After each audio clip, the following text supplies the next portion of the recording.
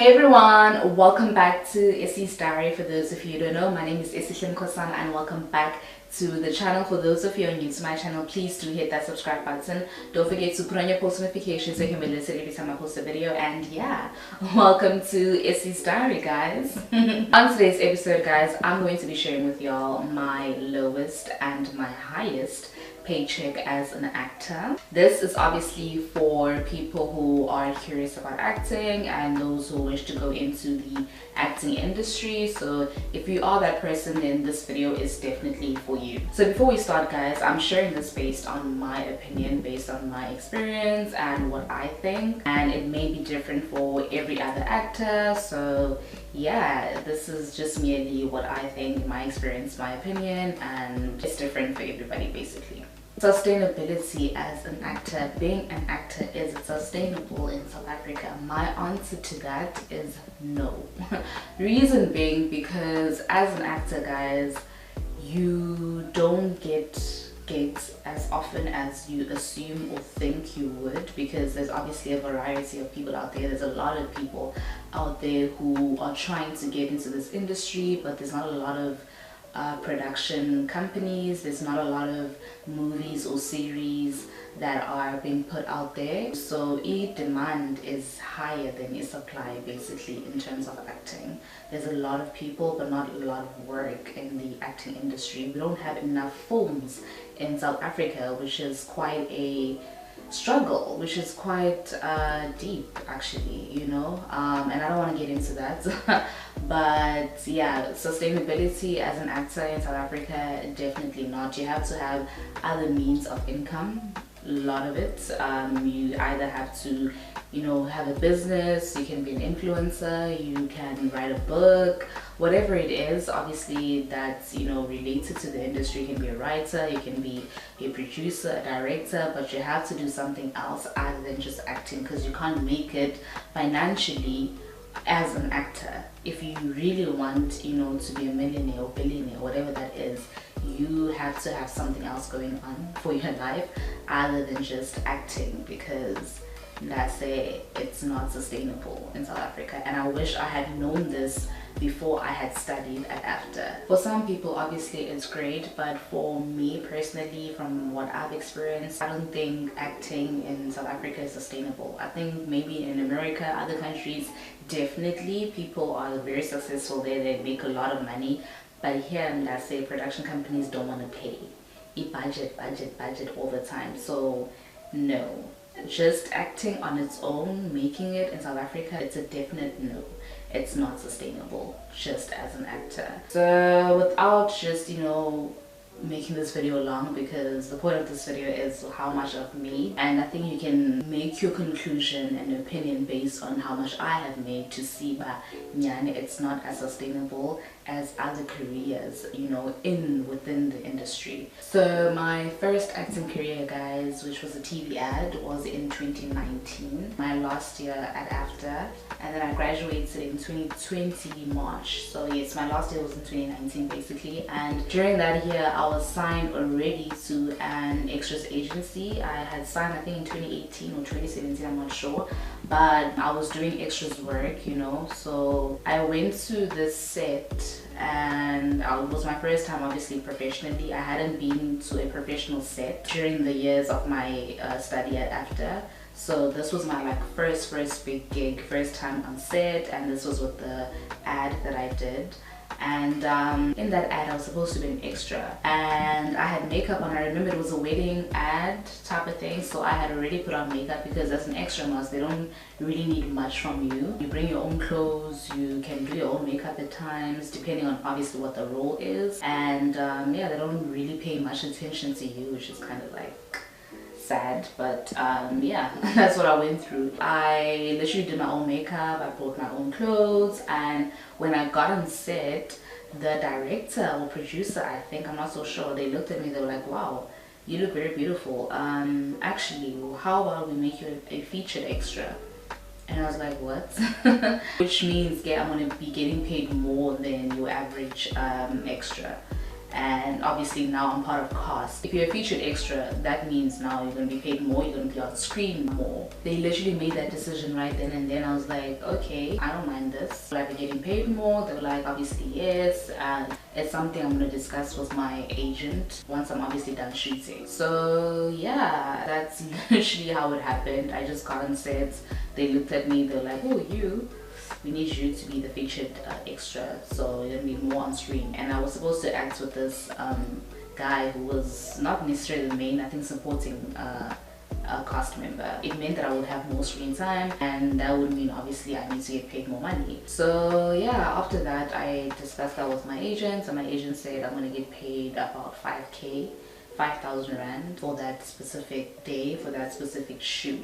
Honestly, I did not know much back then financially, like how to handle, you know, money. When it came to acting, I was just, you know, doing my work, and I trusted that my agent would do what's right for me and would have my back at the time. But it's an extras agent, so they don't really care, because there's a lot of people, a lot of people. There are extras agencies that do care, but some don't really care. Some are scammers, some will literally take your money, so be careful of that, guys. But yeah, I got paid 5k for that. I was a featured extra, so I was supposed to get more than the 5k, but I only got the 5k. And then I think a couple months down later, I got like 900 rand, so I got all in all 5,900 for that specific shoot. And I was a featured extra, and my face was there like for quite some time, so I didn't get much, and I did not know much at the time. It was an experience. It was my first time. I had enjoyed it. I got paid something that I've never been paid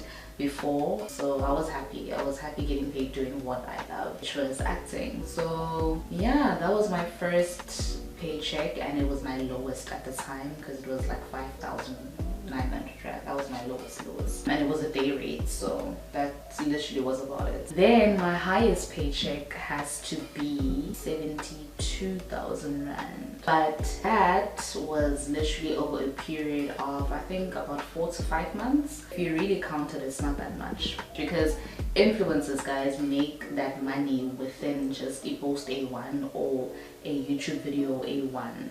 That's literally how much they make per post or per video, which is a lot of money, guys. Tinake, well, me specifically, I got paid that amount of money over a period of 4 to 5 months, which is quite little.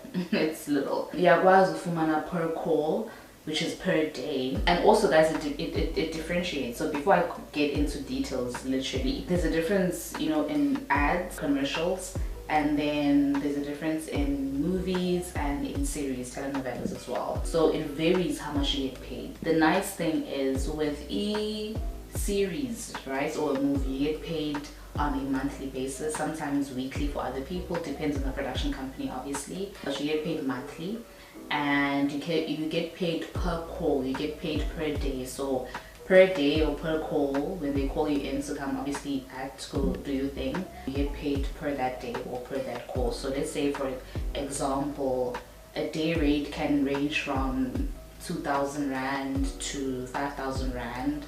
My lowest day rate was 2.8. That was my lowest day rate, and my highest day rate has been 5.5. It depends obviously how many call times you have. You make money obviously per that call time. So for me personally, I got 72k, and that was over a period of 4 to 5 months, and it varied per call. So let's say, for example, in November I did, let's say, 10 calls, which is 10 days. I acted for 10 days. So fumana gelo mali for that 10 days at the end of the month. And then there was maybe in December I'll act for 1 day, and I'll get that, literally that money that only 1 call time at the end of the month. So it varies, but over that period of time, over that 4 to 5 months in that shoot, I got paid 72,000 rand, which was my highest paycheck, which is quite small. For me personally, I feel like ads pay more than your series or telenovela or movies, because with an ad you literally go in for 1 day, you can do like the smallest action, the smallest thing, and you can get paid like 20k literally. But the difference with an ad, the ads take time. They take over 3 months for you to get paid. You don't get your money after you shoot immediately. immediately. You get your money like after 3 months, which is, yeah, hectic. So if you think you're gonna be paying rent with an ad's money, you're gonna be waiting and waiting and waiting. But they do pay well versus, you know, in acting when you'll only have like 2 call times or 1 call time, and that's about it. And your day rate will be like, what, let's say 3,000 rand, and you have 2 call times at 6,000 rand. Your agent as well is going to take a piece of that. Hey guys, there's also an agent who's going to take a piece of that. There's e-taxi. You don't get much money, guys, because even with that 72k, I didn't get the entire 72k. I got less than that because my agent took tax as well. It's little, guys, in acting, especially as a rookie, especially as somebody who's just starting out. It's really little money. It's peanuts, guys. Actors get paid peanuts compared to other people in the industry, like influencers get paid a lot of money. That's why I am trying to delve into that career, that industry, influencing, because those people, guys, they get paid a lot of money. So that's what I'm trying to do right now as well. And then obviously with that career, I am gonna be able to still do my acting gigs, but I have to do something else, not just acting on its own, because it's not sustainable. It doesn't have a lot of money. Obviously for other actors who have been in the industry, we can get paid in Mhlambi, let's say we'll charge 5,000 rand per call or 10,000 rand per call. I don't know how much these, you know, OGs, these big actors charge, but sometimes, guys, you call time or you only have 2 days, 3 days, 4 days, and that's not a lot of money. Then you have to move on to the next project, which will come, you don't know when. And that's the thing about acting, is about waiting. It's a waiting game. Like, you have to wait for the next gig, you have to wait for the next role. Can be somebody else who's going to take that role. You're not always guaranteed a gig, you're not always guaranteed a role, and that's the shitty thing about acting. It's not sustainable. Personally, for me, it's not sustainable. Maybe for some people it is, but for me it's not. And you have to be consistent. You have to keep pushing. You have to do monologues. You have to study, you know, what it means to act, you know, methods to do this thing. It's a lot of work. You need to be consistent. And even then, guys, even with that much knowledge, it's still not sustainable. I love acting. I love it with my whole heart. Maybe things will get better in the industry, but this industry in South Africa, guys, it's not a shame. Like in America, they get paid a lot of money. People get paid millions. They get paid a lot of money, and there's a lot of movies and series being shot, so work is definitely there. Here, it's not a lot, and things are just being repeated. Like, shows are just being repeated, same concept, same actors, same everything, and they're not giving other people a chance who are trying to get into the industry. I don't know what's happening with our industry, guys. I honestly don't know, and it's just sad. It's sad to watch, but I don't want to comment much on that. I just wanted to share with you all my highest and my lowest paycheck, which was, okay, the lowest 5.9 and my highest 72,000, which was overtime over the 4 to 5 months, which is quite low. And then my day rate, my lowest day rate was 2.8,